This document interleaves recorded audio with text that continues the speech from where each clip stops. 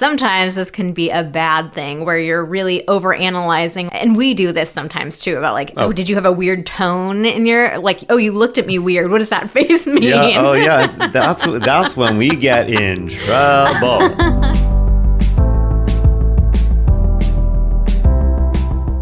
Hello and welcome to the Pillow Talks podcast. We're your hosts, Vanessa and Xander Marin. I'm a sex therapist with over 20 years of experience. And I'm just a regular dude. We share the ups and downs in our relationship while giving you step-by-step techniques for improving yours. Make sure you subscribe for your weekly double date full of totally doable sex tips, practical relationship advice, hilarious and honest stories of what really goes on behind closed bedroom doors, and so much more. It's the sex education you wish you'd had. Today we are talking about attachment. On a scale of 1 to 10, how attached are you to me? 10, that's easy. Was there any other option?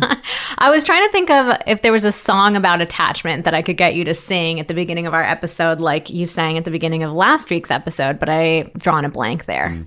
A-T-T-C-H-A...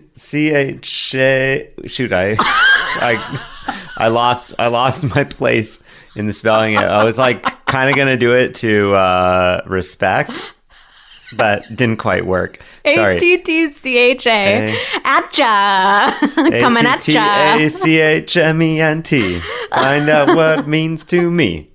Wow. Okay. A-T-T-A-C-H-M-E-N-T. Today we learned that Xander can't spell. So we are coming. It's hard to try to spell while singing. You're right. Well, today we're just going to come at you with our podcast all about attachment. I feel like a lot of people have heard this term attachment styles. I feel like this probably gets mixed up with like all the other things out there. Is this like Enneagram type or like, what are the other Myers-Briggs? Yeah, like personality type. I feel like for a lot of people, this all probably just gets mixed up. All these different things, all these different quizzes that we're supposed to take. You know what keeps coming to mind for me is Harry Styles. And I keep... Probably because we have an employee, Keely, is very into Harry Styles. We've been learning a lot about him lately. So I'm just picturing one of those like dumb BuzzFeed quizzes of like, which Harry Styles are you? The anxious Harry Styles? The secure Harry Styles? Or the avoidant? So your attachment style is something that you developed early in your life, and it was based on your relationships with your caregivers. We're going to get all into some of the science and the background in a second, but it's basically like, did you learn that your needs would get met by your caretakers? What kind of relationships did you have with them? Our attachment styles tend to be mostly stable over time, so we'll get into that a little bit more later too, but it does tend to be something that you get that attachment style and it stays with you throughout your relationships. So we really want to talk about, what are the attachment styles? What do they mean? How do they work with other styles? Can you change your attachment style? And really, this is all around the idea of helping you have a healthier and happier relationship. This is just one of those crucial pieces of information that you need to know to understand how to have a great relationship. And who to have a great relationship with. All right, but before we get into all of that, we are going to do, per usual, our review of the week. Love it. 5 stars. Thank you for the 5 stars. I've been following on Instagram for a while, but I love the podcast. My husband and I listened to the mental load episode together, and now we're both listening, sometimes together, sometimes not. We love to hear that. It's changed how we approach conflict together and how we're relating in general. We've also scheduled time together to be intimate, and we're really liking the effect that has had so far. Life after babies was challenging for us as a pair, and we're finding our way back to each other in part because of the podcast. Thank you. Oh, that's super sweet. That is very sweet. Unfortunately, there are no emojis in this one. I was about to say. There's nothing for me to decipher. Just reading English is quite easy. Well, thank you so much for this review. Your reviews really do mean so much to us. It's the only way the podcast can grow and reach more people. If you haven't heard us talk about it yet, we do a weekly giveaway with these reviews. We just want to say thank you for taking the time to write them. We pick a review of the week every week, and if you are picked, you can come over to Instagram at Vanessa Marin Therapy, DM us with a question, tell us about your situation, and we will give you a free mini coaching session. So once Once you write that review, you are entered for life every week going forward, or I guess however long we have this podcast. You're set for life. You're set for life. You will be entered into the giveaway. So thank you in advance. We really, really appreciate you taking the time to leave these reviews. So let's get into the attachment styles. First, let's back it up a little bit and kind of talk about how attachment theory came to be. I actually brushed up a little bit on my Psych 101, went back and looked at my old textbooks. Very good. Yeah. Very good. And looked at the research. There were a lot of different researchers who worked on attachment theory, but some of the more prominent ones were John Bowlby and Mary Ainsworth. Do you remember them from Psych grad? I do not remember them. I just want to say that John Bowlby is a great name. It is, isn't it? Bowlby. Bowlby. I think the way you spell it is even better than how it sounds. Yeah, not a lot of people know that Xander was a psych undergrad, not grad. I was. I got an undergraduate degree in psychology. However, I really focused on more of the organizational psychology, which is like psychology in the workplace, aka HR. So this research, it really goes back to like the 1950s. There were a lot of studies that were done with infants and their parents, studies that, quite frankly, probably would not be allowed to be conducted these days. Oh, yeah. There were some interesting ethical issues that came up with some of these studies, but they looked at different things in the relationship between the caregiver and the infant. So one dynamic was, does the infant feel comfortable like exploring the world around them? They talked about, does the parent serve as, it was called a secure base, where the infant would kind of check in with the parent, but then feel comfortable going out into the world to explore. And another study that was done really looked at what would happen when parents and their children were separated. So they did this one study in a lab, brought the parent and the infant in, took the parent out of the room. This is where it would probably get a little sketchy to have dicey. This research approved today. Yeah, there's a thing called an institutional research board, which I believe got started in the 70s sometime, which like evaluates the ethics of a given experiment on human subjects and approves it or doesn't approve it. This happened before then. There was not a lot of regulation on what we did with people in research. And if you want a good example of that, look up Stanley Milgram's Stanford experiment. It was Stanley, right? Yeah, I believe. I know it was Milgram, but Stanley and Stanford seem too close. You know, when you're talking about psychology research, you don't even want to say the first name. It's so much better to be like, oh, look up Milgram's Stanford research. That one is a whopper. But anyways, in this particular study, they looked at how the infants reacted, and there were kind of three general categories of what happened. So the first one was secure. In those situations, the infant would get upset when their parent left the room, but as soon as the parent came back, the infant would seek them out, they would get soothed by them, and then it was like things were back to normal. They felt good pretty quickly after that. Kind of like it never happened. Yeah. The next category was anxious. So in these situations, the infant would become extremely distressed by the separation. Understandable. Yeah. But this was the really interesting thing, is when the parent came back, these kids would have a really difficult time being soothed. Yeah. They would often sort of have these conflicting reactions where on the one hand, they wanted to be comforted, but on the other hand, they almost seemed like they wanted to like punish the parent for having left in the first place. Ooh. Mm-hmm. And then the third category was avoidant. And in those situations, the infant didn't seem too bothered by the parent leaving the room. It wasn't this distressing thing like it was in the other two cases. Even when the parent returned, the infant would still kind of avoid seeking contact with them. Like they wouldn't go back to them like, oh, you're back. Oh my gosh. No, it seems like a dream scenario. You can leave, your kid's going to be fine. No big deal. I can imagine how back in the 50s, you might have been like, oh, great, this baby looks like they're in great shape. Oh, no. They don't care at all.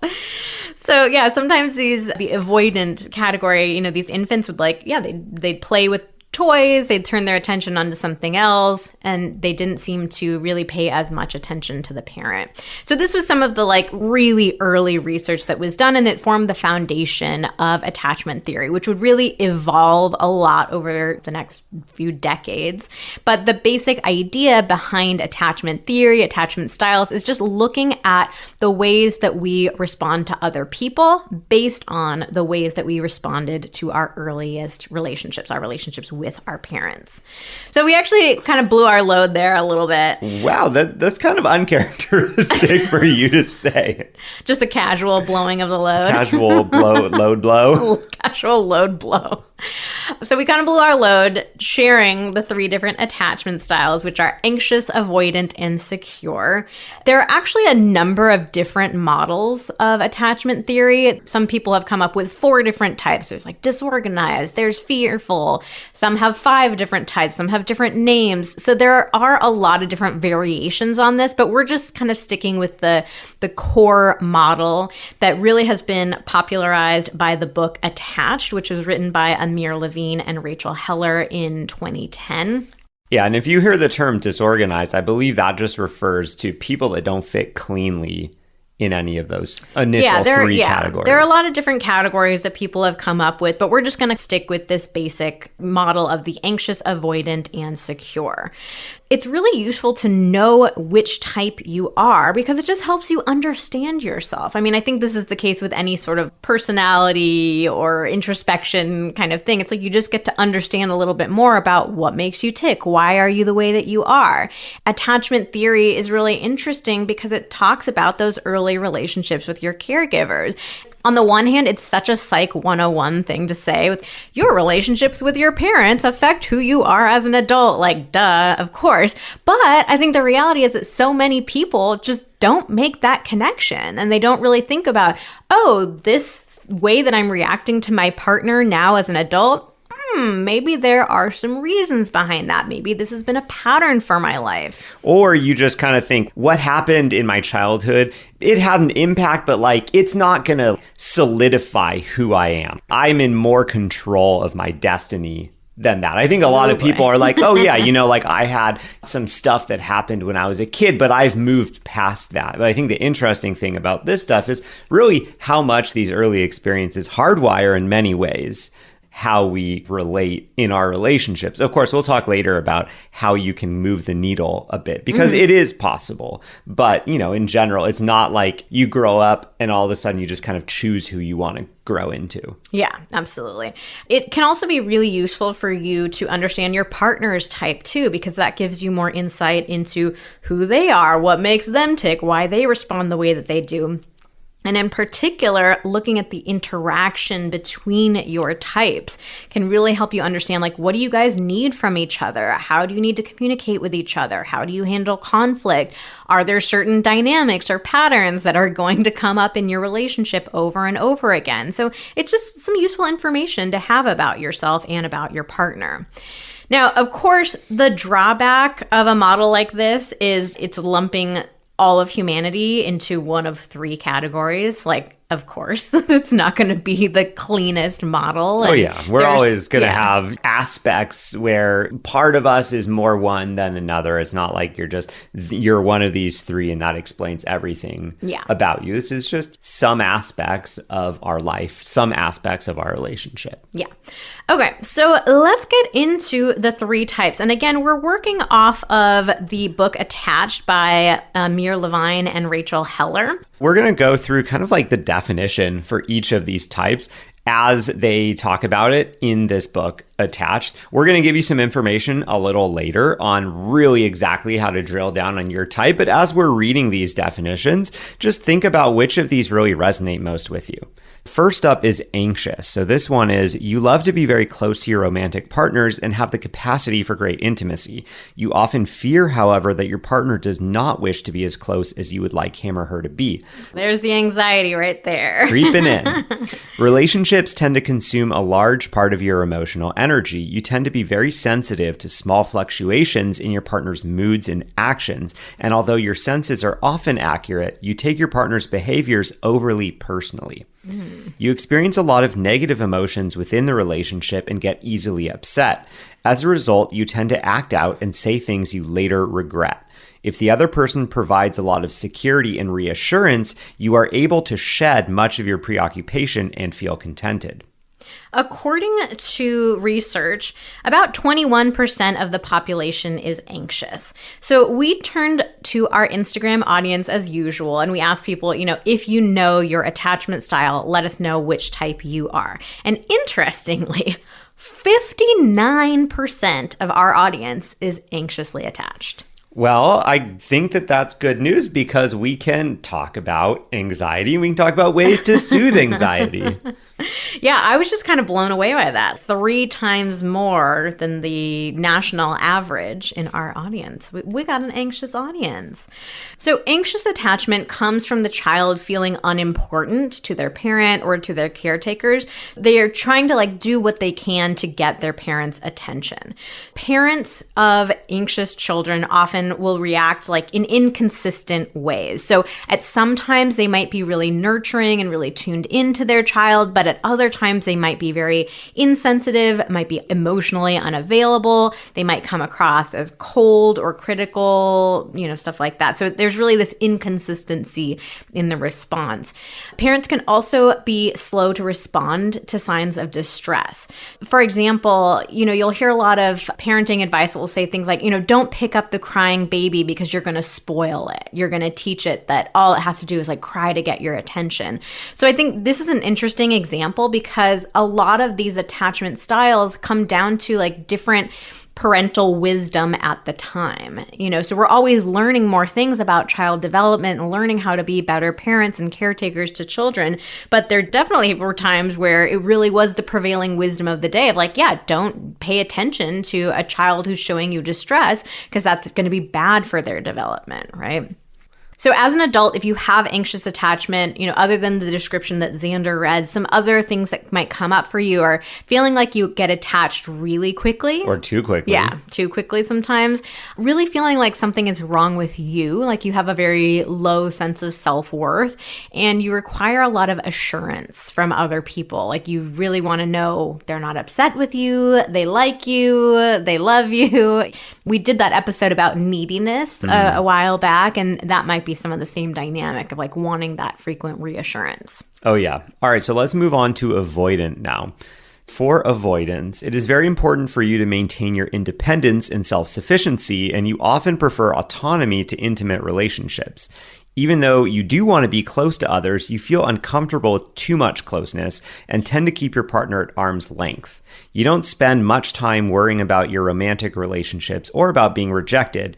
You tend not to open up to your partners, and they often complain that you are emotionally distant.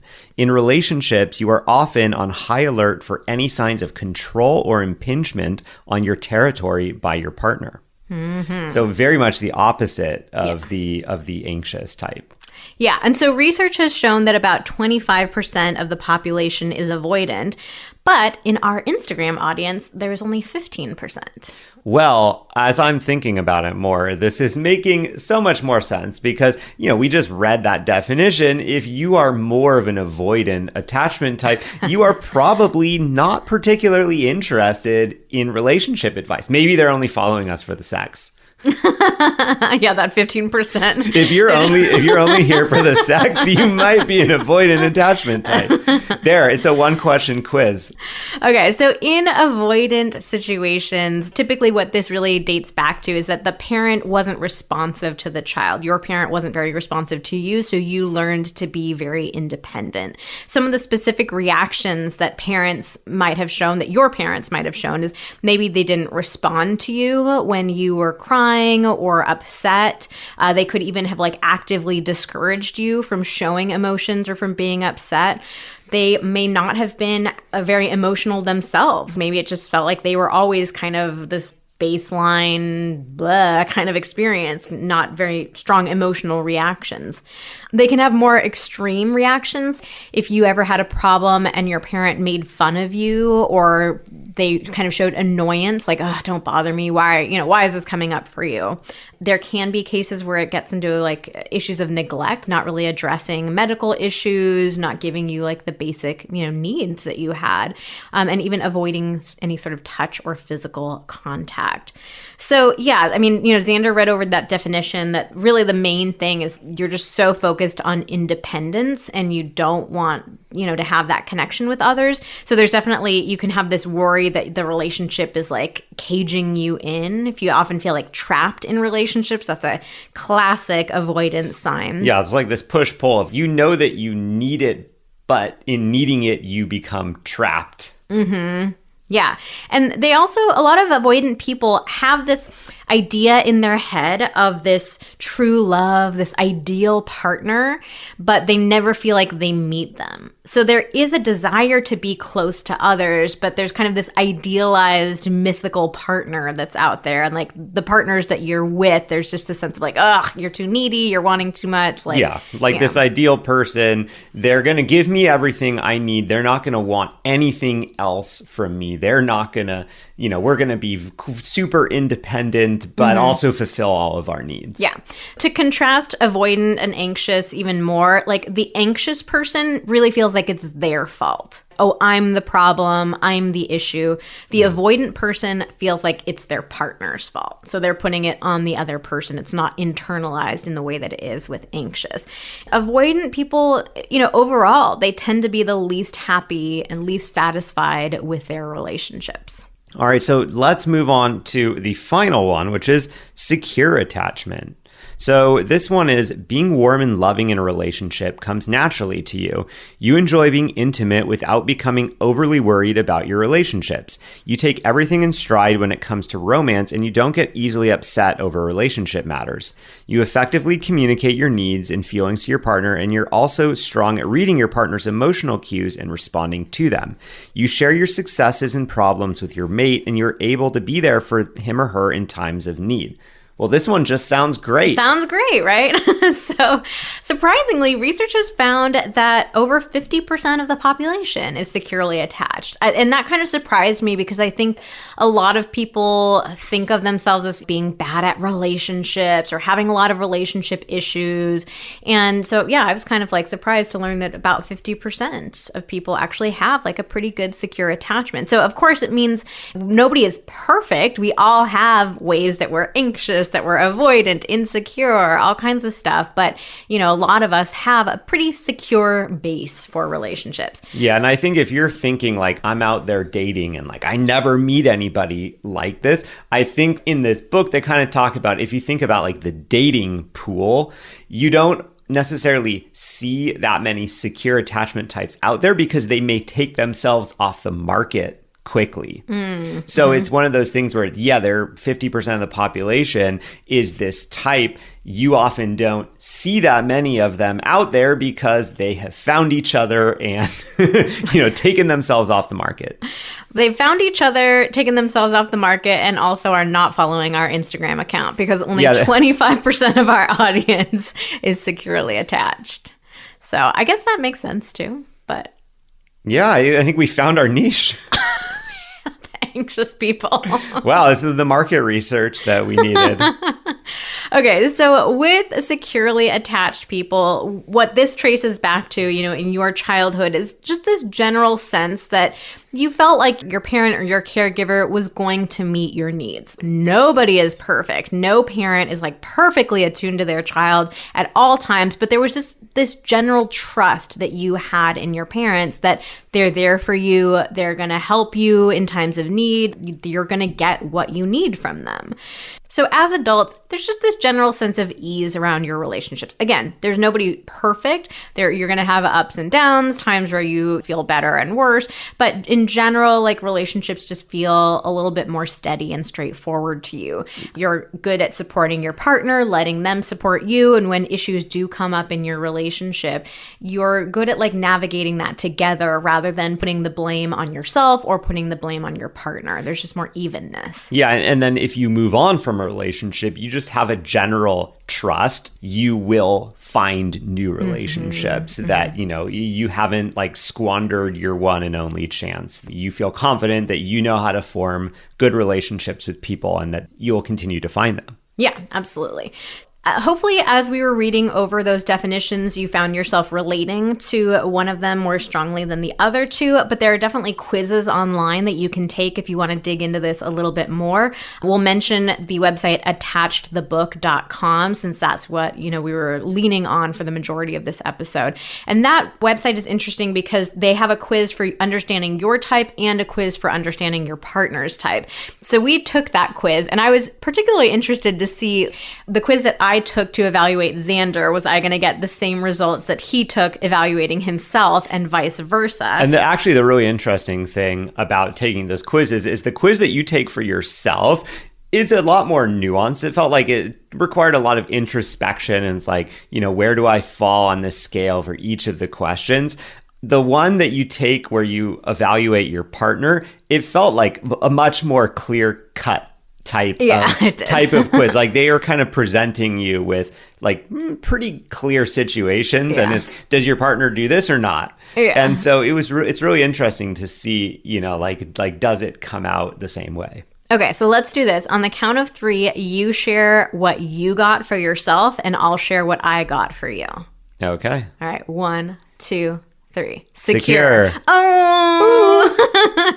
All right, and then on the count of 3, I'll share what I got for myself, and you'll share what you got for me. Okay. 1, 2, 3. Secure. Oh! Wow, I guess we are qualified to be doing this podcast then. Woo. Woo. All right. Secure attachment. So I think it would be interesting for us to discuss, like, what do you think led to you having a secure attachment? And I'm also curious to know, which of the other 2 types do you feel like you skew a little bit more towards? In my childhood, there was a lot of love in my household. Both of my parents really loved me. They were there for me emotionally, physically. My parents are still together. I guess I kind of have a positive idea of what marriage is. Yeah, and I think like there were just a lot of things reinforced to me. I had options in life. My parents were going to love me regardless of what happened, that I could do this or I could do that. There wouldn't be any judgment. And so I think that probably formed a lot of the basis.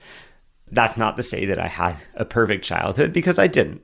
On balance, looking back, setting those issues aside, that was sort of the basis of my childhood. There are other things that happened that have, maybe pushed me in one way or another way in little ways. But in general, that I feel pretty secure about kind of like things.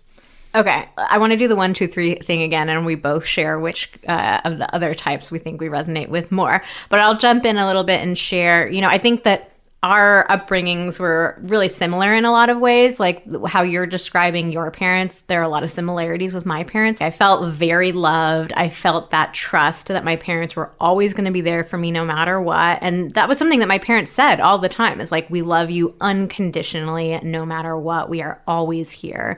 And so I felt that safety and that security. Of course, my parents were not perfect, just as your parents were not perfect. There were times that we fought. There were times that I didn't feel supported. There were challenges that I had with each of them individually, but like overall, there was that really, really secure foundation of love and of trust there. And actually, if you want to see my parents, they are also still married. I think that's really rare that both of us have parents that are still married. But we have a highlight on Instagram of my parents because they have come to really enjoy popping up in our Instagram channel whenever they come into town. So I think the highlight is just called V's parents, and it's them like answering questions and just being super cute. They're really, really adorable. You can see how secure they are. Yes. Okay, so on the count of 3, let's share the other type that we veer towards sometimes. 1, 2, 3. Anxious. Yeah.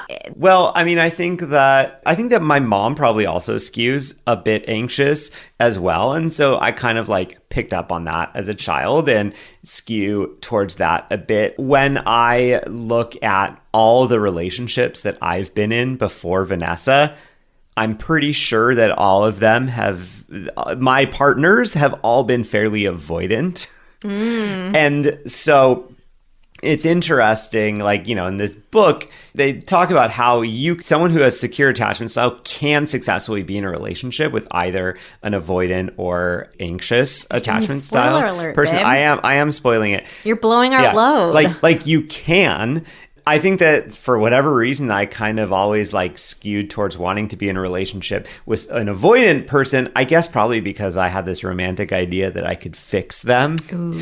What I find looking back is when those really avoidant tendencies would come out, then I would stop feeling so secure and start feeling like, oh my God, have I done something wrong? Like now I need to anxiously get closer to try to feel better about myself. I kind of had, one or two somewhat traumatic relationships early on with avoidant types that left some lasting damage. And that definitely brought out my anxious tendencies, which, I've been working a lot on recently, and I feel so much more secure than I did in the past.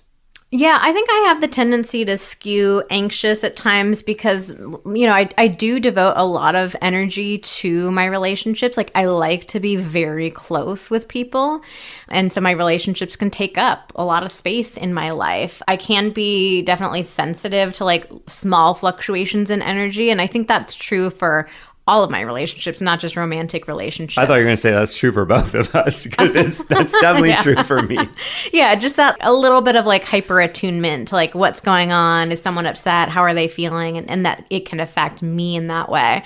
I think looking back, though, the majority of my romantic relationships have been with other anxious people too. Oh. Yeah, I don't think I've maybe dated like one or two avoidant people. But in general, I think I've tended to have like slightly more anxious partners too. Yeah, I mean, what I will say is I think when Vanessa and my anxious attachment tendencies come out at the same time, that's probably when we feel in trouble. That's when we're in trouble. It's probably when we feel the least close. Oh yeah, like we sure. both just feel like, oh my God, like what the hell are we gonna do? Yeah, absolutely. Yeah, I would say that our issues, our worst fights, they definitely come out when those tendencies are coming out in both of us. So yeah, we're starting to talk about this already, but we wanted to discuss a little bit about like how the different types work together. Because of course, that's a natural question that comes up. What if I'm secure but my partner's avoidant? How do our types work together? So we're going to go through all of the different combinations that can come up. The first one that we have is anxious and anxious. So this is a little bit of what we're talking about. So in these kinds of relationships, there's a really strong desire for intimacy and closeness. So probably on paper, you guys sound like perfect for each other. If you're talking about what it is that you're looking for in a relationship, you're probably like, oh, yes, that's it. They understand me. Yeah. And I mean, this can be a good thing. Like you and I, our intimacy is very important to us. And our relationship takes up a lot of space in our life. Right? But it definitely can get into territory where it's like that desire for closeness is just so strong. And you can even be like together, spending all the time together, but you're still like, oh, I want us to be closer. It definitely can pick up anxiety, obviously. Yeah, I mean, it's funny. It's funny to hear you describe that because you and I are extremely, extremely close. Mm-hmm. And if I think about like, how would I describe my ideal relationship? I don't think my number one thing would be like, oh, I need to be so extremely close. Like that doesn't feel that important to me if somehow we weren't dating, if we weren't married. Oh my God. I was going to say. We weren't dating. Wow. I was going to say, like, if I had to be on a dating app tomorrow, I feel like I wouldn't write, oh, like I need to be super, super close. However, if I think about like, when do I become really happy in a relationship? It's, when I start to get really close with someone. I just don't really look at it like, oh my God, I have to have that. Yeah. Anxious and anxious can also like really pick up on a lot of emotional cues. And again, sometimes this can be a good thing. Like you guys can be attuned to each other and sort of empathetic in certain ways. But sometimes this can be a bad thing where you're really overanalyzing, like, and we do this sometimes too, about like, oh, did you have a weird tone in your, like, oh, you looked at me weird. What does that face mean? Yeah, oh yeah, that's when we get in trouble. The weird faces. The faces, the tones. The tone, word choice. Once things, once the secureness gets rocked a little bit, then it's like every little thing, like, what did that mean? What did that mean? Mm-hmm. What's that? Yeah. Oh, that didn't sound right. Must be about me. So the key with the anxious pairing is to really be able to communicate needs with each other and not jump to conclusions. So in that case, you can work well together. Like both partners can get their needs met by each other. And there's kind of a baseline understanding that you guys have of each other. But if there's not that open communication, if you guys are jumping to conclusions a lot in your head, then there can be jealousy that comes up, resentment, frustration, a whole bunch of stuff. All right, next up we have Avoidant Avoidant. So this is a really interesting pairing because you sort of wonder, like, how do these people even find each other in the first place? Because neither one of them really wants intimacy, and yet somehow they have found each other. Yeah, it's like it's like your friend who's like, oh, I'm not really looking for a relationship. Yeah. So then it's like, how do they find another person that's also not really looking for a relationship? Let me introduce you to my friend who is also not looking for one. Yeah, so in these relationships, it can feel often like there's not very much of a pull towards each other, maybe even not much of a spark or a connection. It's sort of, oh, okay, like you're cool and we can hang out and I guess you're there, but there's not that pull towards each other that I think a lot of people are looking for in relationships. Like you want to feel that like deep connection to another person. These relationships can often be just like very functional. You're really good teammates, you're really good roommates, but maybe it doesn't quite feel as romantic. And for some people, that's great. Not everybody's looking for or wanting like a really intimate, deep relationship. So both people are clear about that, then these can work out. Yeah, I feel like this is sort of that stereotypical. I feel like most of us probably have one couple friend where you're like, I do not understand how these two work together. Oh, yeah. I don't understand it. This should not work, but somehow it does. And they're probably just two avoidants. Yeah, definitely. I think that probably the challenge with avoidant avoidant is that someone who is avoidant, they don't not have needs. You do have needs. You just oftentimes aren't looking for them to be fulfilled in a relationship because you're worried about becoming dependent on someone or becoming too close. You do still sometimes need to express a need in a relationship. So I could imagine that it can be difficult for two avoidants because on those rare times where like a need is being expressed in a relationship, the other one is probably going to have a lot of trouble hearing that need and meeting that need without having those alarm bells ringing around, oh my God, they're getting too close, they're getting too close. Yeah. All right, the third category that we want to talk about is either avoidant or anxious paired with a secure partner. Good news here. You're good. Yeah, you're done. Stop listening to the podcast. As long as one partner in the relationship has secure attachment, there's what some researchers call the secure buffering effect, which means that there's that one partner creates enough security for the relationship, kind of buffers up the entire relationship. It helps the non-secure partner kind of move towards a more secure style. And it's really like such a strong effect. Research has found that it really isn't very much difference between a secure relationship and mixed secure relationships. So secure versus secure anxious, they can be almost the same. So good news here, especially given that over 50% of the people are secure. And finally, we have the anxious avoidant pair. This is a tricky pairing. I want to be careful in saying, like, it's not that it's hopeless or you should run if you're in a relationship like this, but this is definitely the most challenging pairing out of all of the pairings. And that's really because each partner's needs are so opposite. You're going to have a lot of ups and downs in this kind of pairing. Probably you guys are going to need to go to therapy to, learn communication, understand each other better, learn better coping skills, how to manage stuff. So it's definitely a doable thing, but it is going to require more effort and more work than other pairings because there's so many differences in between your types. And I think the thing that is really important if you are in this type of relationship is just to be aware of the kind of cycle that can really tend to happen that just repeats itself in these type of relationships. So in this cycle, the person who has anxious attachment type does something to get closer to their avoidant partner. Then the avoidant sort of senses that dependency or the impingement on their independence. And so then they start to run away or sort of create some distance. Then the anxious attachment type, starts a fight about this. And then the avoidant goes to sort of avoid a solution to that fight. And then it feels like things are really far away. Maybe you're on the verge of a breakup or you're at a standstill. And then there's sort of this short-lived reconciliation where maybe things get really intense again and feel really good.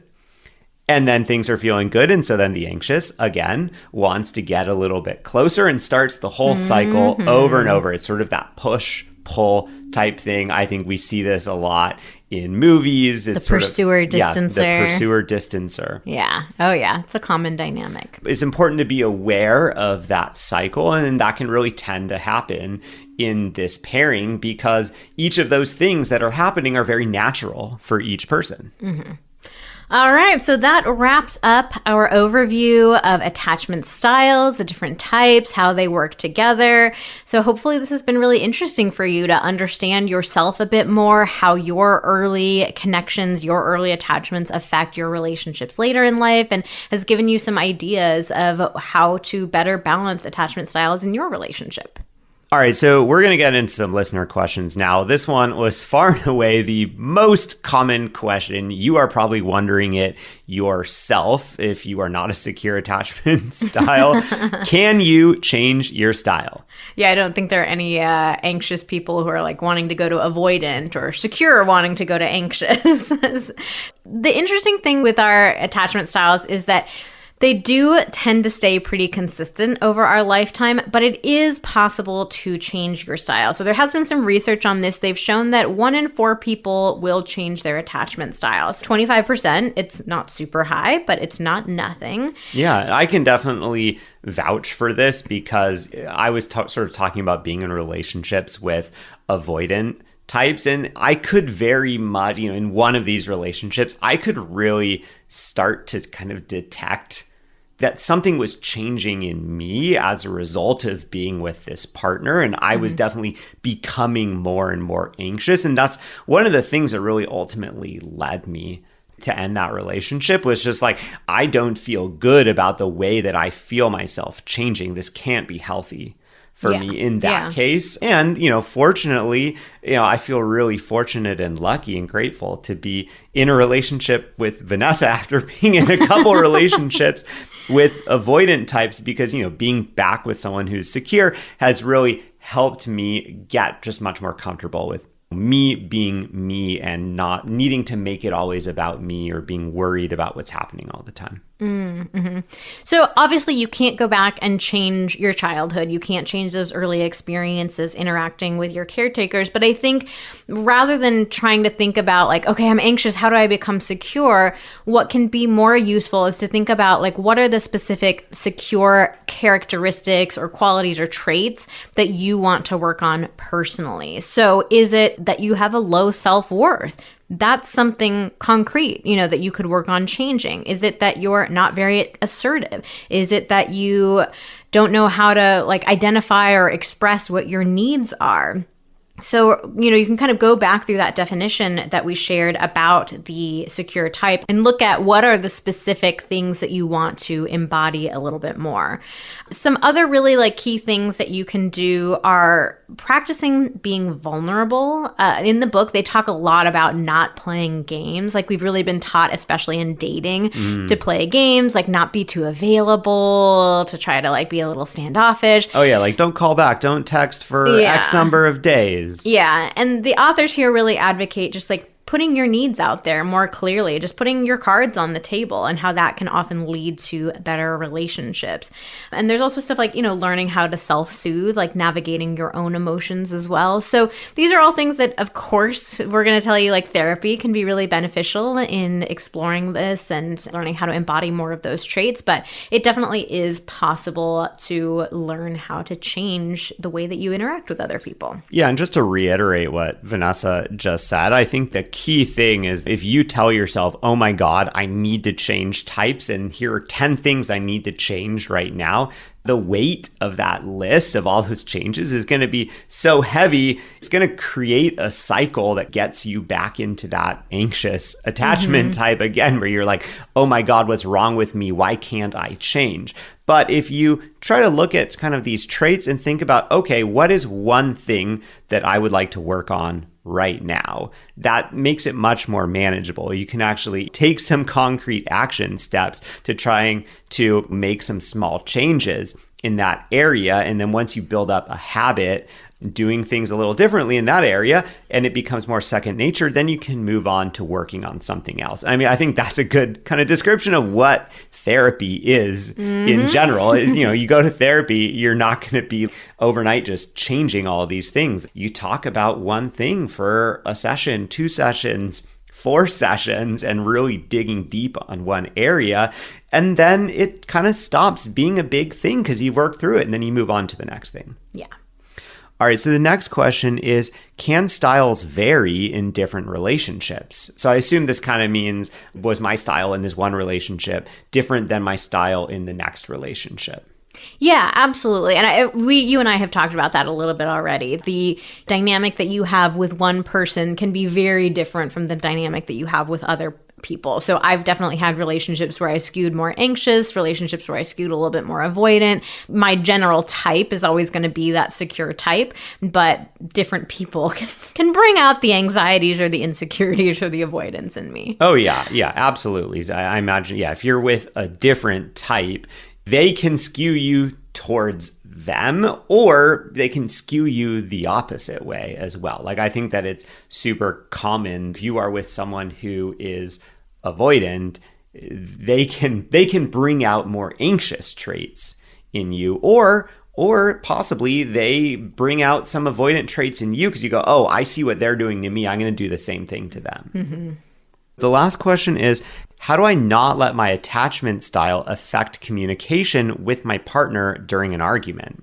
Okay, so this is an interesting one. Fast answer is you can't. Yeah. Like, that's the whole point of having an attachment style, is like that's going to be the dynamic that you naturally go to. But I think something like a really powerful technique or a little trick that you can use is to try to identify the attachment style as it comes out. So if you, again, re-listen to our descriptions of the types and start to look for, okay, what are the specific ways that my anxious attachment comes out for me? And then you can label that in the moment. Or you can even take a second to ask yourself, okay, what is it that's coming up for me right now? I'm having this argument with my partner. Is this something around my anxious attachment coming up? And I think, it sounds like a really simple step, but the ability to label these dynamics as they come up for us in the moment, it's actually, one, surprisingly hard because we really tend to get lost in the moment during an argument. But it's also, two, very effective to be able to pinpoint, hey, okay, this is my attachment style stuff that's coming up right now. Because I think in conflict, everything feels so real to us. We're like, no, my partner is doing this bad thing and it's their fault, or, whatever it is, or it's my fault.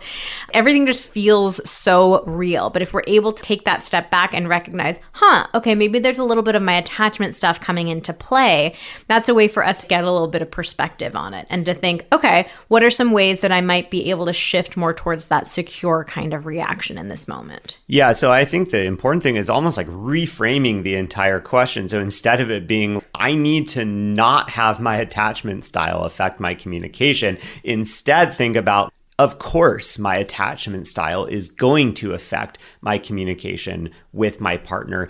And the more aware I am of my attachment style and how that may impact my communication, the better my communication can probably be, because I'll be more able to listen to myself as I'm communicating and being like, oh yeah, there's that anxiety coming out. Instead of just letting that anxiety come out, what do I need right now to soothe my anxiety? And maybe focus on that instead of getting into an argument. Yeah. And I guess one final point that I want to mention that we haven't really talked about yet is being able to have empathy for yourself around your attachment style. It's really easy for us to blame ourselves or to blame other people. And if we can kind of take the step back and recognize, I have these tendencies that come up in my life because of some of the things that I've experienced as a child or at different stages in my life. And it doesn't mean you have to say that your parents are terrible people or you're such a fucked up person or whatever it is, but just being able to have a little bit of compassion for yourself of, oh, okay, I understand where these tendencies come from. I understand that this was a way of me like coping with some challenging things that I've been through. If we can have that compassion for ourselves, if we can be like kinder with ourselves and gentler with ourselves, it really helps us move through those dynamics rather than letting those dynamics take control of us. Oh, that's a really nice way to wrap it up, Vanessa. Just wrapping it up with a little empathy. All right. So, another really important thing that comes up with attachment styles, especially in your relationships, is being able to communicate about this with your partner. So just like we were talking about being able to identify your own dynamics, like when you and your partner can more clearly identify the dynamics that come up between the two of you, when you guys can express your needs to each other, you can talk through things more clearly. Like communication is just the best way to deal with having different attachment styles. So we have a free gift to get you started with that. It is called The Golden Rules of Communication. It's a PDF guide that we've put together for you that goes over some of our absolute favorite communication tips. I know the idea of, just learn how to communicate. You're like, wait, okay, sure, but where? So we really break it down for you and give you practical, actionable tools that you can use, things that you can start incorporating into your communication to have more effective communication. So we will put a link to download that in the show notes. All right, that's all for today's episode of Pillow Talks. Thank you so much for listening. It's holiday travel time, so join us again next week when we talk about getting down and dirty at your parents' house. Oh boy. Or parents-in-law's house.